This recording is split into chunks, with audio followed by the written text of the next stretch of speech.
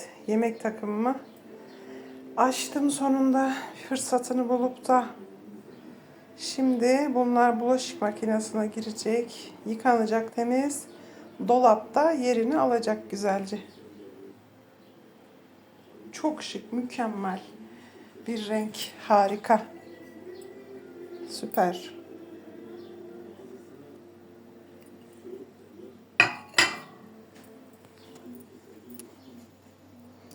Şöyle